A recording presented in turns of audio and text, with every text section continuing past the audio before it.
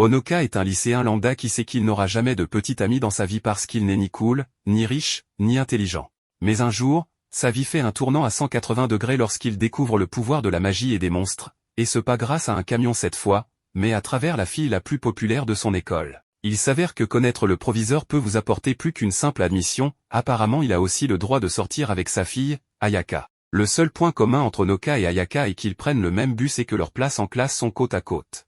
Malgré le fait de s'asseoir juste à côté d'elle, ils ne se sont jamais adressé la parole et semblent vivre dans des mondes complètement différents. Elle est toujours entourée d'admirateurs comme des canards affamés, tandis que lui est presque transparent. Un jour, il fait accidentellement tomber sa gomme et Ayaka la ramasse pour lui. Et nous savons tout ce que cela signifie pour les membres du fan club d'Ayaka, ils le sortent de sa classe et le jettent au sol pour le passer à tabac en lui disant de ne plus jamais faire quoi que ce soit à la princesse pour lui. Après s'être fait botter les fesses, il va au bureau des profs pour les aider puisqu'il est de service ce jour-là. Mais une fille s'approche de lui et lui prend les papiers des mains. On pourrait penser que c'est le début d'une romance, mais non, c'est juste un membre des esclaves d'Ayaka qui veut éloigner Honoka d'elle car Ayaka est aussi de service ce jour-là. Ainsi se terminent habituellement les journées d'école de Honoka, à être le personnage secondaire dans l'histoire d'Ayaka. Un jour après les cours, il descend jeter les poubelles et se demande quel est le sens de sa vie. C'est alors qu'il remarque un lapin en peluche à l'air manifestement maléfique dans la poubelle et le ramasse pour voir ce que c'est. Sur le ventre de la peluche est écrit un message, « Le temps sera au beau fixe aujourd'hui mais certains bâtiments de l'école pourraient s'effondrer ».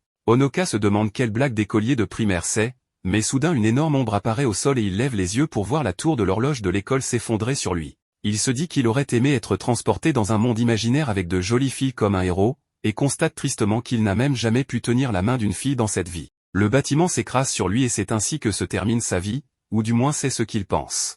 Mais alors il ouvre les yeux dans les bras d'Ayaka elle-même, vêtue d'un uniforme de sorcière cosplay. Il panique comme le loser qu'il est, mais Ayaka lui dit d'arrêter de gesticuler ou il va tomber. Il se demande de quoi elle parle et regarde en bas pour voir qu'ils sont debout dans les airs sur un balai. Au loin, une fille aux oreilles de chat les observe et se demande si Ayaka est une sorcière d'atelier. Puis claque des doigts pour ordonner à deux gros soldats lapins en armure jouée de les attaquer. Ayaka lance Honoka en l'air puis recule pour esquiver leur attaque, avant de les brûler avec un sort de feu.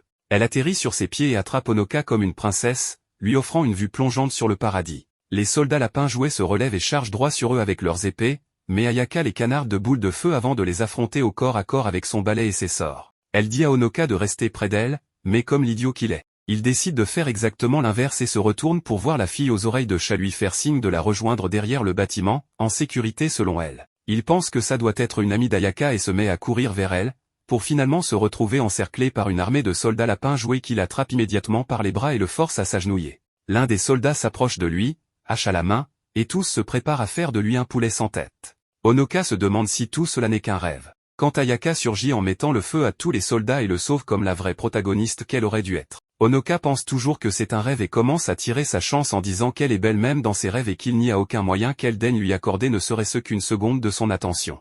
Elle lui dit que c'est sa mission et qu'il doit être confus mais qu'il n'a rien à craindre car elle le protégera. Il demande pourquoi et elle répond « Parce que tu es ma princesse ». Elle lui dit alors de la laisser le protéger mais il remarque que ses cheveux ont pris feu et se demande s'il est responsable de sa blessure. Il lui demande pourquoi elle l'a couvert et que c'est de sa faute d'avoir été assez bête pour se faire avoir même après qu'elle lui ait dit de rester près d'elle. Il dit que c'est entièrement sa faute si ses cheveux ont brûlé et que c'est un don de Dieu, mais s'arrête et réalise qu'en fait il est un pervers et commence à la désirer aussi. Après toutes ces années à se faire malmener par les fans d'Ayaka, il a maintenant aussi rejoint le côté obscur sans s'en rendre compte. Tandis qu'il pense à la déception qu'il ressent envers lui-même, il remarque que l'un des soldats joués se relève pour attaquer Ayaka par derrière. Il saute devant elle pour prendre le coup à sa place. Ayaka s'approche de lui et lui donne une douce étreinte pour le réconforter. En le voyant blessé, Ayaka devient furieuse et dit qu'elle aurait dû tous les réduire en cendres dès le début. Elle se relève alors pour utiliser son sort ultime Humilion Clové et annihile totalement tous les ennemis dans une énorme explosion de feu. Plus tard cet après-midi-là, Honoka ouvre les yeux dans la chambre privée d'Ayaka à l'école. Elle lui dit que ce n'était pas un rêve et qu'elle lui expliquera tout un autre jour, mais pour l'instant il devrait rentrer chez eux. Sur le chemin, Ayaka explique que pour l'instant, la seule chose qu'il doit savoir est que c'est son devoir de le protéger car il est son maître. Honoka se demande ce qu'elle entend par là, mais se contente de marcher à ses côtés sans rien dire. Quelques jours plus tard, tout semble redevenu normal, mais cette fois au lieu d'être un personnage secondaire, il commence à susciter la jalousie et la haine des autres quand Ayaka décide de s'asseoir à côté de lui dans le bus du matin pour aller à l'école. Après ça, ils marchent ensemble jusqu'à leur classe et Honoka a l'impression qu'il va se faire tuer s'il reste une seconde de plus à ses côtés. Il fait semblant d'avoir mal au ventre et court dehors, mais se fait attraper par la bande de brutes. Ils l'empoignent par le col et lui disent de connaître sa place, puis décident de le passer à tabac.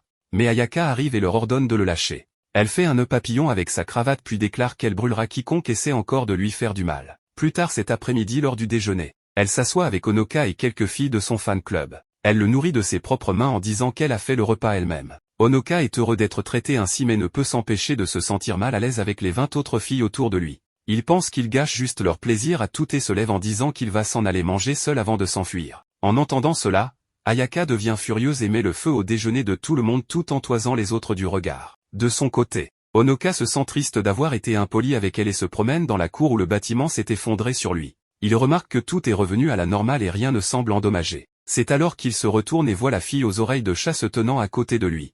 Elle lui dit que l'effondrement du bâtiment n'était qu'une illusion, puis ajoute qu'elle a enfin confirmé qu'il est un abruti sans pouvoir pour venir à elle sans rien remarquer. Elle s'approche de lui tout en se transformant avec sa tenue de sorcière et se présente comme Tampopo de la tour des sorcières. Elle dit qu'elle est là pour l'enlever, cet abruti, et appelle ses soldats. Mais Ayaka arrive au milieu et emmène Honoka avec elle. Tampopo dit qu'elle l'attendait et ordonne alors à son armée de soldats jouets de les attaquer. Cette fois, il y a plus que quelques soldats jouets normaux, et ils transpercent Ayaka de toutes parts avec leurs lances et leurs épées. Après l'assaut, Honoka ouvre les yeux au sol et voit Ayaka le couvrant, percé de plus de trous qu'il ne peut en compter. Elle lui demande s'il va bien et il se demande comment cette fille est encore en vie. Il se sent triste d'être si faible et dit qu'il croit en elle, mais qu'il doit d'abord appeler une ambulance. Ayaka répond que s'il veut se rattraper, il doit promettre de ne pas s'enfuir à nouveau pendant leur déjeuner le lendemain. Il dit oui, puis remarque qu'elle saigne tellement, mais elle lui dit qu'elle est faite de feu et va bien. Elle lui dit alors de fermer les yeux et de rester tranquille. Alors qu'elle se transforme lentement en flamme, pendant ce temps, l'armée de lapins se bat et Tampopo réfléchit à la manière de ramener Honoka à la tour. On lui a dit qu'il pouvait être ramené mort ou vivant, mais ce ne serait pas bon si elle ne le ramenait pas là-bas en un seul morceau. Soudain, Ayaka utilise sa magie pour faire exploser tous les soldats en arrière d'un coup. Elle brûle tous les soldats jusqu'à ce qu'ils soient réduits en cendres, puis s'approche de Tampopo tout en portant Honoka dans ses bras comme une princesse. Elle lui dit qu'elle va griller son derrière poilu maintenant et la frappe avec un puissant sort de feu. Mais Tampopo appelle ses soldats et parvient à s'échapper de justesse, les fesses en feu. Après cela, elle dit à Honoka d'ouvrir les yeux et à sa grande surprise, tout est revenu à la normale, propre et net, sans aucun dégât. En rentrant chez lui ce jour-là, Honoka s'excuse auprès d'Ayaka pour ce qu'il a fait pendant le déjeuner et la remercie pour le saucisson. Ayaka ne répond pas, et ils marchent ensemble en silence. Le jour suivant, leur enseignant présente de nouveaux élèves transférés à leur classe. 5 filles entrent dans la salle et Honoka reconnaît immédiatement celle du milieu. Elles se présentent une par une en commençant par « Devinez quoi ?» Tampopo Kureshi. Quant aux autres filles, ce sont Rin Kazari, Kotetsu Katsura, Mei Menowa et Kana Utsuji. Ayaka confirme les soupçons anxieux de Honoka, ce sont effectivement toutes des sorcières de la tour. Eh bien, cela va être intéressant et effrayant pour Honoka. Quelques jours passent et Honoka continue de demander à Ayaka de lui dire la vérité sur toute cette sorcellerie et pourquoi il est ciblé par Tampopo et les autres. Un matin, il décide de continuer à lui poser la question jusqu'à ce qu'elle lui dise, mais remarque qu'elle n'a pas pris le même bus que lui ce jour-là. Il arrive à l'entrée de l'école, change de chaussures, puis se dirige vers sa classe, seulement pour trouver Ayaka en train de bien s'amuser avec les nouvelles élèves. Il regarde le tableau et remarque qu'il est en fait dans le club de torture. Il demande à Ayaka comment il est arrivé là, sûr d'être allé dans sa classe. Ayaka lui dit qu'elle lui a jeté un sort pour qu'il marche inconsciemment ici au lieu de leur classe afin qu'elle puisse le retrouver. Le garçon lui demande ce qu'elle fait, et elle répond qu'elle organise une chasse aux sorcières depuis qu'Honoka lui a dit l'autre jour que ses filles avaient l'air d'avoir des problèmes. Ayaka explique qu'elle voulait rejoindre Honoka dans le bus, mais qu'elle a pensé qu'elle devait d'abord en finir avec les sorcières. Elle a réussi à les attraper mais a perdu Mei, alors maintenant elle torture les 4 autres, en espérant que la manquante viendra à leur secours. Ayaka est décidément une maîtresse cruelle, Tampopo ne peut même pas parler puisqu'elles sont toutes bâillonnées. Doucement, Honoka demande à Ayaka de laisser tomber les flammes et de laisser les sorcières s'exprimer.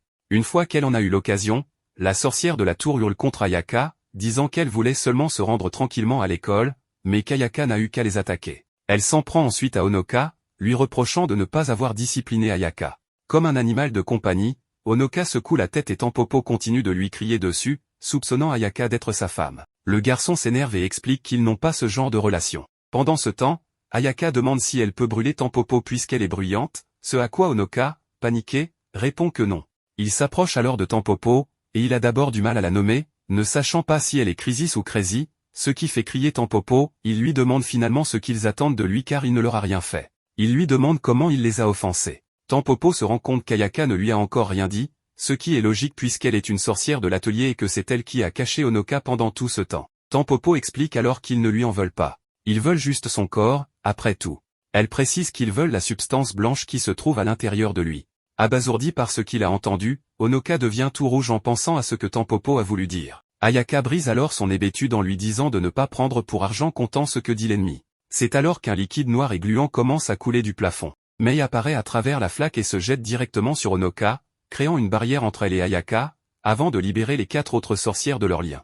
Mei porte Honoka sur ses épaules et s'échappe, laissant Tampopo, Kana, Rin et Kotetsu se battre avec Ayaka. Elle amène Honoka à l'étage inférieur par la flaque d'eau qu'elle a créée. Alors que Mei fête prématurément sa sortie gracieuse avec le garçon, le plafond se fissure et explose. Ayaka et ses flammes ont rapidement vaincu les sorcières de la tour, et c'est maintenant au tour de Mei d'être secouée et roulée. Alors qu'Ayaka se rapproche, Mei retient Honoka en otage tout en l'avertissant que son compagnon loup va lui arracher la tête. Honoka crie à Ayaka de ne pas s'inquiéter pour lui, mais la sorcière de feu ne se laisse pas abattre et lui dit de rester tranquille pendant qu'elle le sauve. Comment vais-je cuisiner cette femme? Ayaka réfléchit, mais la confiance de Mei n'est pas ébranlée. Elle affirme fièrement qu'Ayaka se soucie vraiment d'Honoka et pas seulement de ses choses blanches. Mei continue d'essayer de l'intimider et pour montrer qu'elle n'a pas peur de tuer le garçon si nécessaire, son compagnon Kana mord le cou d'Honoka. Ayaka se met alors au garde-à-vous et met son cou en flamme avant de provoquer une énorme explosion qui l'arrache à l'emprise de Mei. Ayaka porte Honoka, mais avant qu'elle ne puisse attaquer à nouveau, Mei disparaît rapidement dans son fluide noir. Quant aux autres sorcières, elles sont emportées par les lapins en armure. Plus tard, Honoka se réveille dans la chambre privée d'Ayaka, où il la voit porter une écharpe malgré la chaleur. Il se rend également compte qu'il n'a plus la blessure causée par la morsure. Ayaka avait espéré qu'il puisse vivre une vie paisible sans rien savoir, mais la situation s'aggravant, il est devenu impossible de se cacher. Elle lui dit que pour retrouver une vie normale, il doit vaincre le cerveau, celui qui a volé sa paix. Cependant, elle mentionne qu'ils ont un problème, elle ne sait pas qui est ce cerveau. Pendant qu'Ayaka lui explique comment ses pouvoirs peuvent vaincre le cerveau une fois qu'ils l'auront trouvé, Honoka réfléchit à la gentillesse de la jeune fille et se dit qu'elle doit cacher sa blessure sous l'écharpe qu'elle porte. Ayaka a encore été blessée à cause de sa faiblesse. Il déclare alors qu'Ayaka ne doit plus se battre seule. Honoka demande à la sorcière de feu de tout lui dire sur les autres filles et sur elle deux. Honoka lui supplie de ne plus se battre toute seule. C'est à moi qu'ils en veulent. Le garçon lui demande une faveur, celle de lui enseigner la magie. Ou mieux encore, en faire son apprenti. À ce stade, Honoka ne connaît toujours pas l'étendue du pétrin dans lequel il a été soudainement plongé. Mais peut-être que cela a toujours été là, dans l'ombre, et qu'Ayaka a simplement fait tout ce qu'elle pouvait pour le maintenir dans son ignorance béate. Quoi qu'il en soit, Honoka est déterminée à faire en sorte qu'Ayaka ne soit pas seule dans ce combat. Pendant ce temps, dans un café-pâtisserie, la directrice de l'école et mère d'Ayaka, Kazan, rencontre son ancienne rivale et la méchante Cronoir après 130 ans. Cronoir lui dit qu'elle a appris que les élèves de Médusa cherchaient des noix à ses élèves et qu'elle voudrait peut-être se joindre à l'amusement. Plus tard ce week-end, Honoka reçoit un appel d'Ayaka pour la retrouver dehors. Il pense que c'est un rendez-vous mais en fait, elle lui raconte juste la vérité sur les sorcières comme il l'a demandé. Elle dit qu'ils iront à l'école mais qu'ils feront d'abord un arrêt dans une boutique de nourriture. En marchant, Ayaka lui raconte une histoire sur les sorcières et explique qu'il y a 2 types de sorcières dans ce monde, les sorcières d'atelier et les sorcières de la tour. Les sorcières d'atelier sont les protectrices de ce monde. Elles créent des ateliers dans les endroits où les gens se rassemblent et construisent des villes. Leur travail est de s'assurer que la magie n'est pas utilisée à des fins maléfiques dans ce monde. Elles ouvrent des ateliers dans différents secteurs où elles vivent, d'où leur nom de sorcières d'atelier. D'un autre côté, les sorcières de la tour sont des personnes égoïstes qui ne respectent aucune loi. Elles utilisent leur magie à des fins égoïstes et causent souvent du tort aux autres. Elle dit alors que s'ils tombaient entre leurs mains, le monde court à sa perte et tout le monde mourrait. Après cela, ils entrent dans le magasin de nourriture et font une pause après avoir commandé. L'une des serveuses vient leur parler d'une voix suraiguë. Ayaka la foudroie du regard avec colère mais écoute tout ce qu'elle dit, notant que Cronoir est envilé de plus en plus de sorcières de la tour arrivent aussi. Une fois qu'Ayaka a fini son verre, ils sortent et vont dans un centre commercial pour acheter des vêtements pendant qu'elle termine ses courses. Honoka remarque une fille mignonne aidant un enfant perdu. Il s'approche d'elle, la fille le regarde, sort ses notes et confirme qu'il est le même gars que sur les photos. Elle repousse l'enfant perdu, saute au-dessus de Honoka avec une épée et se révèle être une sorcière de la tour. Ses amis arrivent également par derrière et ils attaquent Ayaka. Ayaka les enflamme et saute en avant pour sauver son prince charmant. Une des sorcières de la tour utilise une technique de pistolet à l'américaine et commence à leur tirer dessus avec un pistolet. En réponse, Ayaka utilise une cape par balle à la Batman et repousse toutes les balles. Après le chargeur vidé, elle tente de récupérer son épée mais impossible de la saisir car elle est chaude. Ensuite, Ayaka se tourne vers elle, verse les balles, copie l'attaque au pistolet et tire sur les sorcières provoquant une explosion massive. Elle s'approche d'eux tout en portant son prince charmant dans ses bras et les laisse s'échapper après avoir fini leurs affaires au centre commercial. Après cela, il continue de marcher vers l'école et Honoka s'excuse auprès d'elle de l'avoir impliqué dans tout ce problème. Il lui demande s'il ne serait pas préférable de le sceller ou de l'enfermer, mais elle répond qu'il ne devrait pas se soucier de ces choses et qu'elle le protégera pour toujours. Après cela, elle lui dit de bosser dur ses leçons, car être son apprenti ne sera pas facile. Ils atteignent bientôt l'école, et Ayaka révèle que l'école est en fait l'un des ateliers. Ensuite, elle l'emmène au bureau de la directrice et le fait rencontrer sa mère, Kazan. Kazan réprimande Ayaka pour avoir cassé des choses au centre commercial et demande à quoi sert une sorcière d'atelier qui détruit la propriété des autres. Alors que la directrice réprimande Ayaka pour les dégâts qu'elle cause ces temps-ci, Honoka intervient en sa faveur disant que ce n'est pas de sa faute. Elle soulève le fait que c'est sa première rencontre avec Honoka. Puis, elle dit à Honoka que c'est une tradition à l'atelier que les sorcières présentent leurs apprentis à leur maître le premier jour, c'est pourquoi elle lui a dit de l'amener ici. Le lendemain, Ayaka emmène Honoka s'entraîner, mais en chemin, ils sont attaqués par Tampopo et son équipe Rocket. Une coéquipière de Tampopo se demande s'il est sage de l'attaquer, car elle est pratiquement invincible. Tampopo répond qu'ils vont utiliser une formation en flux rapide, ce qui signifie essentiellement charger droit sur elle, tout en musclé sans cerveau. Ayaka demande à Honoka de regarder attentivement, puis envoie les idiots sans cervelle voler dans les airs, tout comme leurs Pokémon. Évidemment, Honoka n'apprend rien de cette rencontre. Après cela, ils retournent à leur école, et Honoka ouvre son casier seulement pour être noyé par un tsunami de menaces de mort et de lettres de haine. L'une d'elles contient même une poupée vaudou morte de lui. Ayaka note que cela doit être l'œuvre de ses admirateurs et qu'ils ne devraient pas s'inquiéter car ils ne lui feront plus de mal. Malgré cela, il remarque clairement les regards haineux de tous ceux qui l'entourent, car il a le privilège de s'asseoir à côté d'elle, d'être enseigné par elle pour les examens, de faire équipe avec elle pendant les sports et même de marcher avec elle jusqu'à l'école et de revenir avec la princesse qu'ils admirent tous. Après l'école, Honoka se prépare à pratiquer la magie, mais Ayaka le raccompagne à la station de bus et lui dit qu'elle sait à quel point il est fatigué, donc ils feront une pause aujourd'hui. Ils montent dans le bus et rentrent chez eux, mais en chemin, Ayaka remarque un poisson magique volant devant elle et regarde la destination du bus qui change du prochain arrêt à cul-de-sac. Elle se lève immédiatement, se retourne et trouve Cronoir assise à l'arrière du bus. Le bus est vide et même le conducteur a disparu, le bus fonctionnant uniquement grâce à sa magie. Elle dit à Honoka de rester tranquille et fait face à Cronoir qui s'approche d'elle et se présente. Ayaka se prépare à lancer un sort de feu, mais Cronoir arrête son mouvement en utilisant sa magie dictature. Elle utilise ensuite un sort puissant sur elle, mais comme elle s'y attend, il n'y a pas une seule égratignure sur Ayaka. Honoka ne sait pas à quel point Ayaka est puissante et décide de se mettre idiotiquement devant elle comme s'il la défendait. Cronoir remarque cela et complimente sa stupidité, lui disant que peu importe combien de fois quelqu'un essaie de tuer Ayaka, ils ne pourront pas la blesser. Après cela, elle s'avance simplement et le poignarde dans le ventre. Honoka tombe à genoux et commence à pleurer, mais elle lui dit d'arrêter d'agir comme si cela faisait mal et de se remettre debout.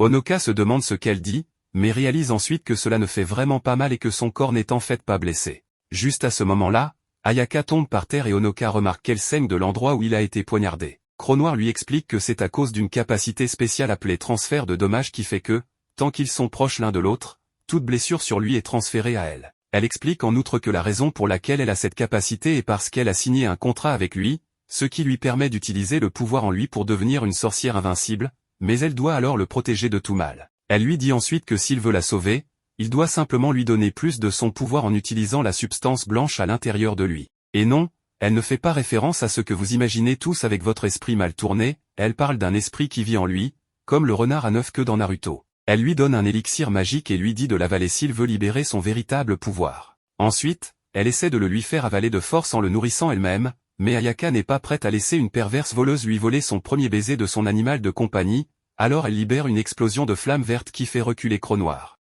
Après cela, elle dit à Honoka que, pendant un moment, elle va se transformer en quelque chose qu'elle n'est pas, puis elle prend de la magie de lui et devient la sorcière la plus sexy de la série, entourée de flammes vertes et de la lumière du dragon. Elle surpasse instantanément Cronoir et perce sa barrière ainsi que sa gorge, mais Cronoir la fait reculer et les laisse tous les deux à l'arrêt de bus. Honoka se réveille en premier et constate que la blessure d'Ayaka est guérie, mais qu'elle ne se réveille pas. Il l'emmène à l'hôpital et l'infirmière lui dit qu'elle est juste fatiguée et qu'elle se réveillera bientôt. Après cela, il rentre chez lui et trouve un bonbon emballé dans sa poche, réalisant qu'il s'agit de l'orbe magique que Cronoir essayait de lui faire avaler. Il décide de le cacher à Ayaka et le met dans son tiroir au cas où il en aurait vraiment besoin. Il se demande également ce que Cronoir a dit à propos d'Ayaka faisant un contrat avec lui et si cela signifie qu'il la connaissait avant de la rencontrer à l'école. Le lendemain, Ayaka réserve tout le gymnase pour qu'il puisse entraîner Honoka. Elle lui donne son propre équipement de sorcier et commence à expliquer ses fonctionnalités. Elle lui dit d'essayer de sauter haut, et à sa surprise, il se sent beaucoup plus léger et est capable de sauter presque jusqu'au toit du gymnase. Ensuite, Elle le rattrape comme une princesse en redescendant et lui dit d'essayer de la porter de la même manière. Honoka la soulève et remarque qu'elle est vraiment légère. Elle lui explique que le port de la robe rend leur corps très léger. Ensuite, elle tend sa main droite en avant, tourne légèrement le poignet et un balai magique apparaît dans sa main. Elle lui dit que les balais sont stockés dans les capes et peuvent être invoqués par ce geste. Honoka essaie de faire la même chose, mais ne parvient qu'à invoquer sa déception en échouant à faire apparaître le balai. Juste à ce moment, l'alarme d'Ayaka sonne et elle dit que leur temps est écoulé. Soudainement, de nombreux étudiants ouvrent la porte et entrent pour leur entraînement, et Honoka panique en disant qu'ils devraient se cacher, sinon les autres les verront dans ces tenues ridicules. À sa surprise, personne ne fait attention à lui, et il se demande s'il est enfin devenu si transparent que personne ne se soucie même de le regarder. Mais Ayaka lui explique que cela est dû aux robes qu'il porte, qui ont un charme empêchant les autres de les remarquer, et qu'ils évitent également de manière subconsciente de les croiser en marchant. Après cela, ils sortent et elle lui demande s'il a peur des hauteurs, puis le saisit et vole sur son balai, montant haut dans le ciel. Elle dit qu'ils vont s'entraîner à voler ainsi jusqu'à ce qu'ils puissent invoquer son balai et explique que normalement, les sorcières de l'atelier patrouillent la zone de cette manière pour s'assurer que tout va bien dans leur secteur. En plus de cela, à tout moment, il y a 5 sorcières puissantes dans leur lycée qui patrouillent pour s'assurer que l'école est sûre. Après avoir volé pendant un moment et même fait une sieste, Ayaka les ramène tous deux à l'école. En chemin, Honoka l'arrête et lui montre un enfant qui se fait harceler et voler, disant qu'il devrait intervenir. Mais Ayaka lui dit que c'est le travail de la police et qu'en tant que sorcière, leur travail est de protéger la ville des sorcières maléfiques et qu'elles ne doivent pas interférer dans les affaires des gens normaux pour ne jamais révéler leur existence.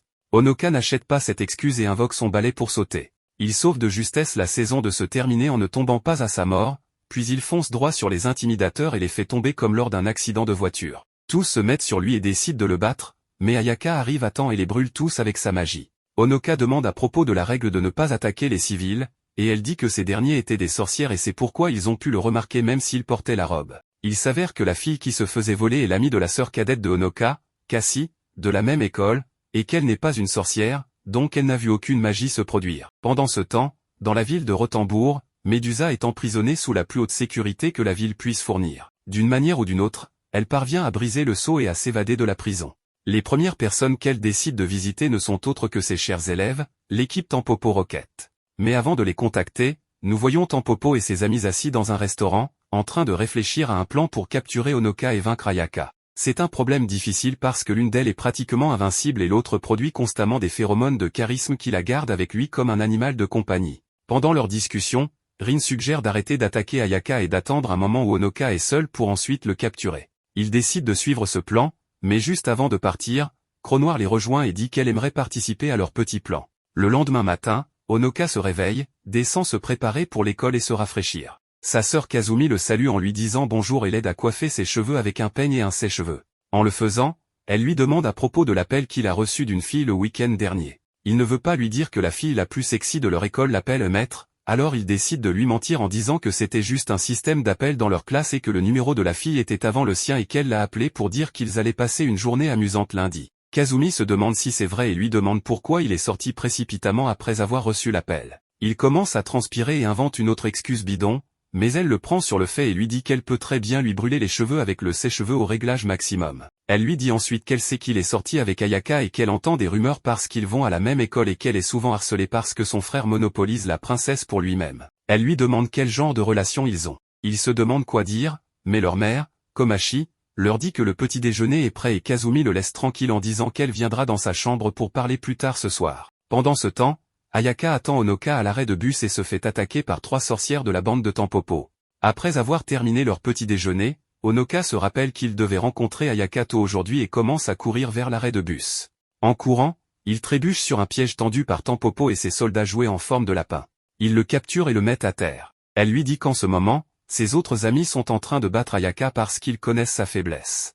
Il s'avère que Cronoir leur a révélé le secret de l'invincibilité d'Ayaka et comment la séparer de Honoka la rendrait plus faible. Juste à ce moment, 2 soldats sont projetés dans l'espace par une jambe massive. Tampopo se demande où ils sont allés, puis lève les yeux pour remarquer un énorme jouet ours jouant avec ses soldats dans ses mains. Il s'avère que c'est tout l'œuvre de Kazumi, qui est également une sorcière de l'atelier. Tampopo se met en colère contre elle pour avoir ruiné leur plan qui fonctionnait enfin et sort son immense soldat. Cela se transforme rapidement en un combat entre 2 titans, lapin et ours.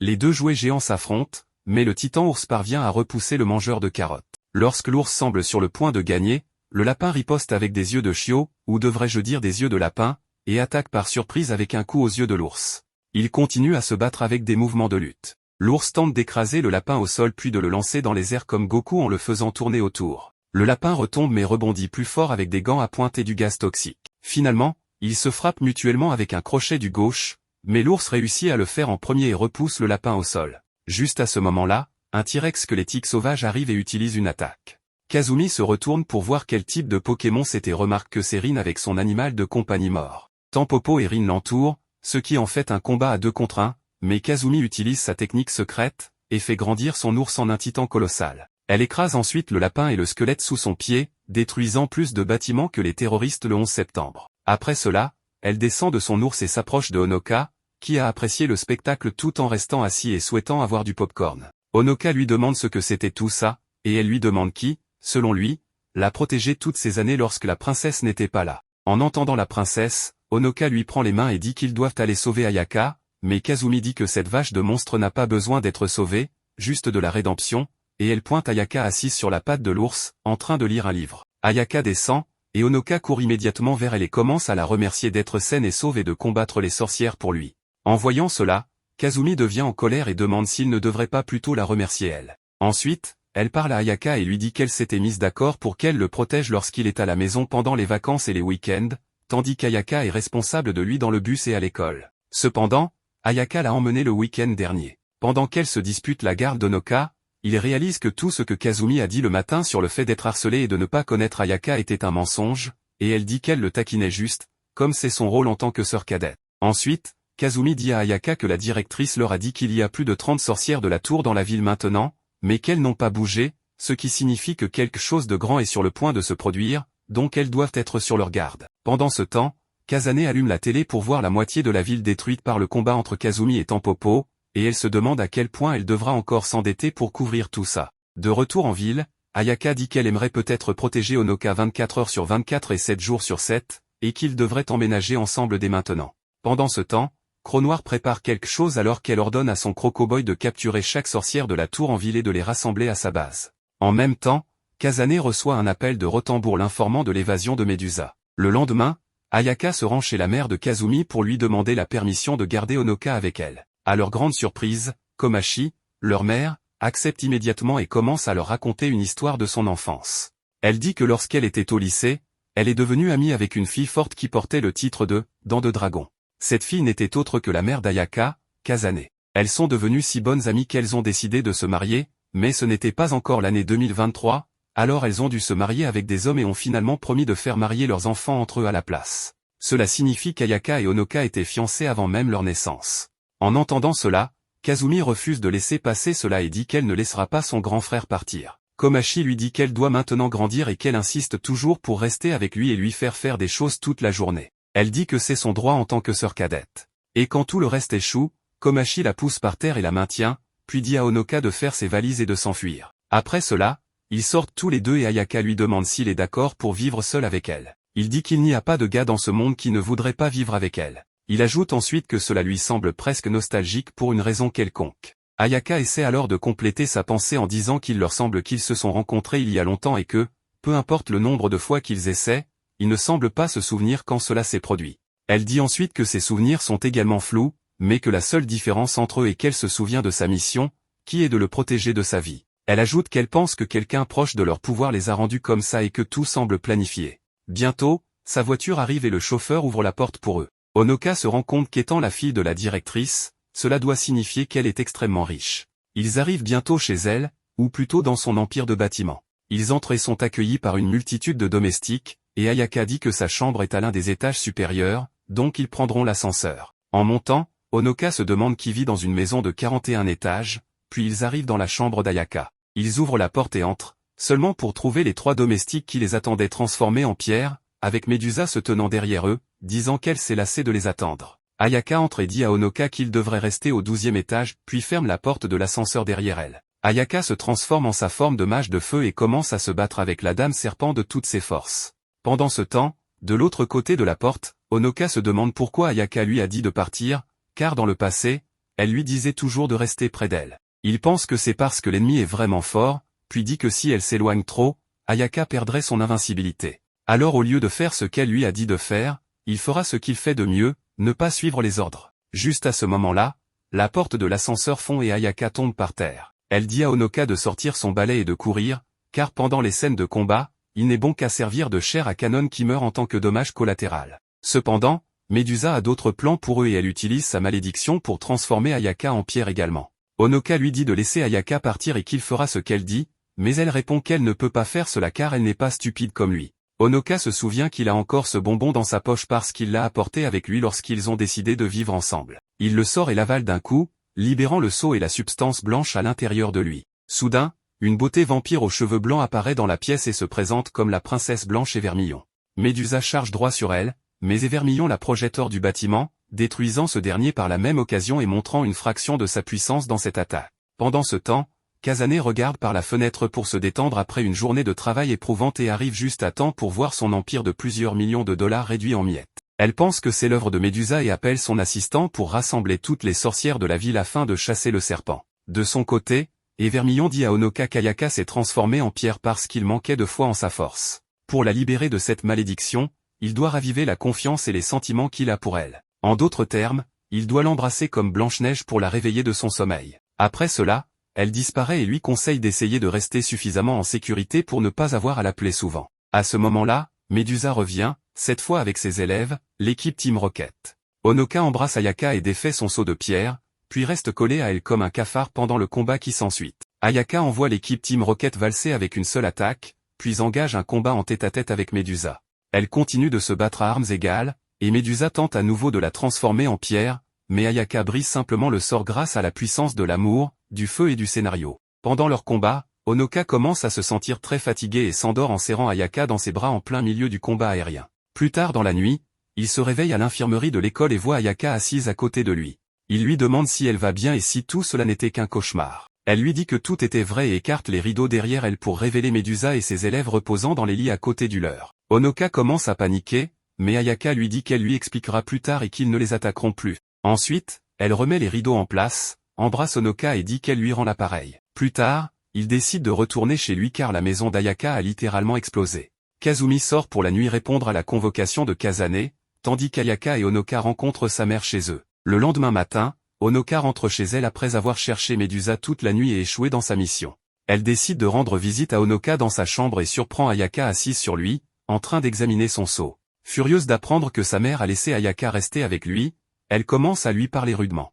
À la table du petit déjeuner, Komachi ne peut plus supporter la situation et devient dépressive. Honoka la gronde pour son comportement et lui demande de s'excuser, mais c'est déjà trop tard. Komachi se réfugie dans son lit et refuse de parler à qui que ce soit. Honoka appelle son lieu de travail pour signaler qu'elle est malade et ne viendra pas, puis il part pour l'école. À l'école, le conseil des élèves et le club de fans d'Ayaka tiennent une réunion. La présidente devient folle à l'idée qu'il s'est écoulé 2 semaines depuis que Honoka a commencé à se rapprocher de la princesse sans que personne ne fasse quoi que ce soit. Elle se tourne vers la vice-présidente, mais celle-ci refuse également d'agir et lui dit de se calmer parce qu'Ayaka elle-même a dit qu'elle ne tolérerait personne faisant du mal à Honoka. Entendant cela, la présidente se tourne vers Mikage, leur conseiller et professeur de sciences, et lui dit qu'elle sait qu'il est conseillé uniquement parce qu'il était trop lâche pour dire non et qu'elle en a assez de son inutilité. Si lui ne fait rien à propos de Honoka, elle et le conseil des élèves le feront expulser. Plus tard dans la matinée, Mikage s'approche de Ayaka et de son animal de compagnie et leur dit qu'il a quelque chose à discuter avec eux, les emmenant au laboratoire de sciences. Il les confronte directement sur le problème et leur dit qu'il est le conseiller du conseil des élèves, que Honoka lui cause des problèmes, et ajoute que depuis qu'il a été transféré ici en 2e année de lycée, il ne sait probablement pas ce qu'était Ayaka en 1re année. Il explique ensuite que c'est une coutume de l'école qu'à chaque festival culturel d'automne, tous les élèves votent pour sélectionner l'élève le plus remarquable qui sera leur modèle et la figure de proue du lycée Togetsu. Les candidats sont choisis en fonction de leur apparence, leurs notes, leurs compétences athlétiques, leur charisme, leur facteur de dame ou de monsieur, et divers autres critères, et le gagnant est appelé le prince ou la princesse.